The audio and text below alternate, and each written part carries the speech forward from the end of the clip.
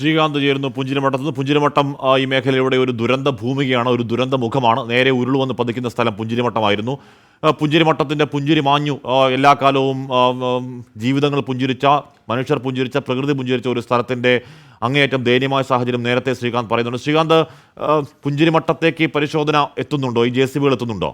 കൊണ്ടുവരാൻ പ്രയാസമുള്ള മേഖലകളിലാണ് ഇപ്പോൾ നിൽക്കുന്നത്. ഈ ദൃശ്യത്തിൽ കാണുന്നത് ഈ പുഞ്ചിരിമട്ടത്തെ നമ്മൾ നേരത്തെ നിന്നിടത്തു നിന്നും കുറച്ചുകൂടി ഈ ഉരുൾപൊട്ടൽ ഉണ്ടായ സ്ഥലത്ത്, ആ വനഭൂമിയോട് ചേർന്നുള്ള പ്രദേശത്താണ് നമ്മൾ എത്തി നിൽക്കുന്നത്.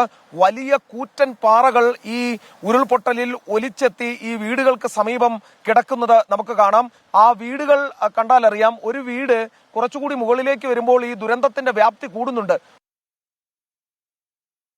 ദൃശ്യങ്ങൾ പ്രേക്ഷകർ കാണുകയാണ്. പുഞ്ചിരിമട്ടം എന്നുള്ളത് ഈ ഉരുള് പൊട്ടിയിറങ്ങി വന്ന് പതിക്കുന്ന ഈ മുണ്ടക്കയിലെ ഏറ്റവും ടോപ്പ് സ്ഥലമാണ് പുഞ്ചിരിമട്ടം.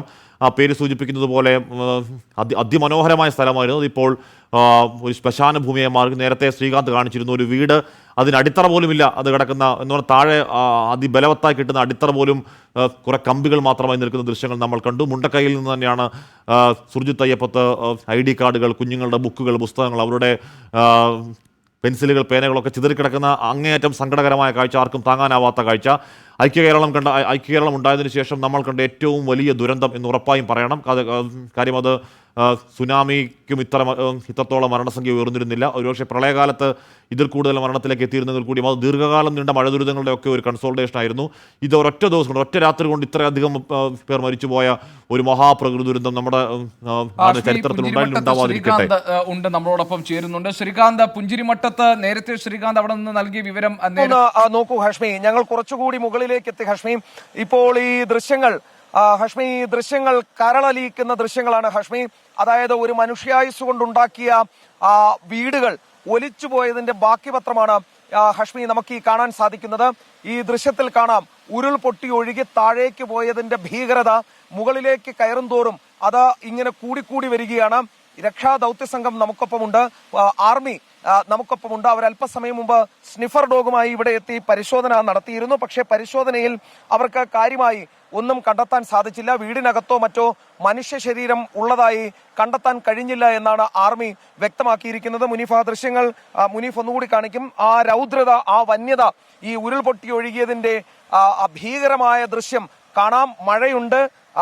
മഴയുണ്ട്, അതോടൊപ്പം തന്നെ കോടമഞ്ഞിറങ്ങിയിട്ടുണ്ട്. അതിരൂക്ഷമായ പ്രതിസന്ധി ഉണ്ടാക്കുന്ന ക്ലൈമറ്റാണ്, കാലാവസ്ഥയാണ്. ഇതിൽ നിന്നാണ് ഈ വീടുകൾക്കുള്ളിൽ ആരെങ്കിലും കുടുങ്ങിക്കിടക്കുന്നുണ്ടോ എന്ന് നോക്കുന്നത്. ഹഷ്മി, മുണ്ടക്കൈ പോലെയല്ല, ചൂരൽമല പോലെയല്ല, അട്ടമല പോലെയല്ല പുഞ്ചിരിമട്ടത്തെ കാര്യം. തകർന്ന തരിപ്പണമായ ഒരു ഗ്രാമം ഒന്നാകെ താഴേക്ക് ഒഴുകിപ്പോയിരിക്കുകയാണ്. മുകളിലേക്ക് പോകുമ്പോൾ ആ രൂക്ഷത, ആ വന്യത നമുക്ക് മനസ്സിലാക്കാൻ സാധിക്കുന്നു. ഹഷ്മി, ഇത് സമാനതകളില്ലാത്ത ദുരന്തം എന്ന് പറയേണ്ടി വരും. ദൃശ്യങ്ങൾ കൂടുതലായി പുറത്തു വരുമ്പോൾ അത് നമുക്ക് മനസ്സിലാവുകയും ചെയ്യും. വീടുകളില്ല ഹഷ്മി, ഇവിടെ താമസിച്ചിരുന്ന ആളുകളെ തന്നെ കാണാനില്ല, അവരെക്കുറിച്ച് യാതൊരു അറിവുമില്ല. പൂർണ്ണമായും വീടുകൾ ഒഴുകിപ്പോയി എന്ന് പറയുമ്പോൾ എത്രത്തോളം അതിന്റെ ഇമ്പാക്റ്റ് ആ ഉരുൾപൊട്ടലിന്റേതുണ്ട് എന്ന് ഹഷ്മി മനസ്സിലാക്കാൻ സാധിക്കും. കാരണം വീടുകൾ തകർന്നതും പൂർണ്ണമായി തകർന്നതും ഭാഗികമായി തകർന്നതും ഒക്കെ നമ്മൾ കണ്ടിട്ടുണ്ട്. പക്ഷേ വീടുകൾ അടിത്തറയോടെ ഒഴുകിപ്പോയത് ഒരുപക്ഷെ നമ്മൾ ആദ്യമായിരിക്കും കാണുന്നത്. ഈ പുഞ്ചിരിമട്ടത്തെ താഴെയായിരുന്നു ഞങ്ങൾ നിന്നത്, പക്ഷേ കുറച്ചധികം മുകളിലേക്ക് ഞങ്ങൾ കയറി. ഇവിടെ കാണുന്ന കാഴ്ച ഹൃദയം പിളർക്കുന്ന കാഴ്ചയാണ്. ഈ യന്ത്രങ്ങൾ ഉപയോഗിച്ചിട്ടുള്ള പരിശോധന സാധ്യമാണോ? ഇപ്പോഴും ഇതിന്റെ പ്രഭവ കേന്ദ്രമായി കാണുന്ന പ്രദേശത്തേക്ക് എത്താൻ കഴിഞ്ഞിട്ടില്ല എന്ന് രക്ഷാപ്രവർത്തകർ നേരത്തെ പറയുന്നത് കേട്ടു.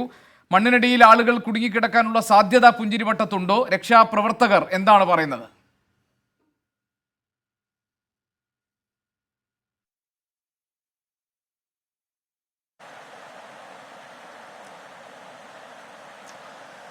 ഗോപികൃഷ്ണൻ, ഈ പ്രദേശത്ത്, ഈ പ്രഭവ കേന്ദ്രത്തിന് തൊട്ടടുത്ത് ഇവിടെ ഈ ആളുകൾ കുടുങ്ങിക്കിടക്കാനുള്ള സാധ്യത കുറച്ച് കുറവാണെന്നാണ് പറയുന്നത്. കാരണം ഇവിടെ നിന്നും കുറെ അധികം ആളുകളെ മാറ്റിയിരുന്നു, ഈ പ്രദേശത്ത് നിന്നും മാറ്റിയിരുന്നു. കാരണം ആദ്യം ഒരു ചെറിയ ഉരുൾപൊട്ടി, അപ്പോൾ തന്നെ ഇവിടെ പ്രശ്നമുണ്ടായി. അതിനാൽ തന്നെ ആളുകളെ ഇവിടെ നിന്നും മാറ്റിയിട്ടുണ്ടായിരുന്നു എന്നാണ് പറയുന്നത്. പക്ഷേ എങ്കിലും കുടുങ്ങിക്കിടക്കാനുള്ള സാധ്യത തള്ളിക്കളയുന്നില്ല. പട്ടാളത്തിന്റെ, ആർമിയുടെ സ്നിഫർ ഡോഗുകൾ ഓരോ വീടും കയറി ഇറങ്ങി തകർന്നു കിടക്കുന്ന വീടുകൾ അവശിഷ്ടങ്ങൾക്കിടയിൽ കയറി ഇറങ്ങി പരിശോധിക്കുന്നുണ്ട്. ഒപ്പം തന്നെ ഈ കല്ലുകൾക്കിടയിലൊക്കെ തന്നെ പരിശോധന നടത്തുന്നുണ്ട്. പിന്നെ ഒരു ചോദ്യം ഗോപി ചോദിച്ചത് ഇവിടേക്ക് യന്ത്രങ്ങൾ എത്തിക്കാൻ സാധിക്കുമോ എന്നുള്ളതാണ്.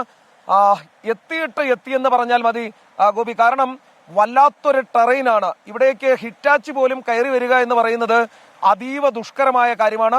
മണ്ണ് ഇടിഞ്ഞുകൊണ്ടേയിരിക്കുകയാണ്. ഞങ്ങൾ നിൽക്കുന്ന ഈ സ്ഥലത്ത് അല്പസമയം മുമ്പാണ് മണ്ണിടിഞ്ഞ് കല്ലും മണ്ണും കൂടി താഴെ ഈ പുഴയിലേക്ക് പോയത്.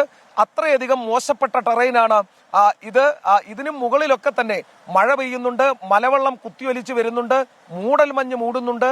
ഹിറ്റാച്ചി ഒന്നും ഓടാൻ സാധിക്കാത്ത രീതിയിൽ ഇവിടെ കല്ലും ചെളിയും മണ്ണും വെള്ളവും ഒക്കെ നിറഞ്ഞു കിടക്കുകയാണ്. ഹിറ്റാച്ചിയൊക്കെ ഞങ്ങൾ നിൽക്കുന്ന ഈ മേഖലയിലേക്ക് എത്തിച്ചേരണമെങ്കിൽ എങ്ങനെ പോയാലും 2-3 ദിവസം എടുക്കും, ഒരു സംശയവും വേണ്ട. അതായത് രക്ഷാദൌത്യം പുഞ്ചിരിമട്ടത്ത് അതീവ ദുഷ്കരം തന്നെയാണ്. അതിന് യന്ത്രഭാഗങ്ങൾ വന്നാൽ പോലും ദുഷ്കരമാണ്. ഈ മലഞ്ചെരുവുകളിൽ പരിശോധന നടത്തുക എന്നുള്ളത് അതീവ ദുഷ്കരമായ കാര്യമാണ്. മണ്ണിടിയുന്നുണ്ട്, ഇവിടെ നിൽക്കുമ്പോൾ തന്നെ ഭയമാകുന്നുണ്ട്. മഴ പെയ്യുന്നുണ്ട്, കല്ലുകൾ ഉരുണ്ട് ഈ പുഴയിലേക്ക് വീഴുന്നുണ്ട്. അതിനാൽ തന്നെ യന്ത്രഭാഗങ്ങൾ കൊണ്ടുവന്നാൽ പോലും രക്ഷാദൌത്യം എത്ര കണ്ട് മുന്നോട്ട് പോകുമെന്നുള്ളത് സംശയം. വീണ്ടും മഴ പെയ്തു തുടങ്ങിയിരിക്കുന്നു ഗോപി. ഈ ഭാഗത്ത് ഓരോ നിമിഷവും അപകടം പിടിച്ച സമയമാണ് ഇവിടെ നിൽക്കുന്നത്. കോടമഞ്ഞിറങ്ങുന്നുണ്ട്, വഴി കാണാൻ സാധിക്കില്ല. മഴ ഇങ്ങനെ തിമിർത്ത് പെയ്യുന്നുണ്ട്, മണ്ണിടിയുന്നുണ്ട്, കല്ലുരുണ്ട് പുഴയിലേക്ക് പോകുന്നുണ്ട്. രക്ഷാദൌത്യം നടത്തുന്ന ആളുകൾ എത്രയും പെട്ടെന്ന് വീടുകളിൽ കയറി പരിശോധന നടത്തി ആളില്ല എന്ന് ഉറപ്പാക്കി തിരികെ ഇറങ്ങാൻ ശ്രമിക്കുകയാണ്.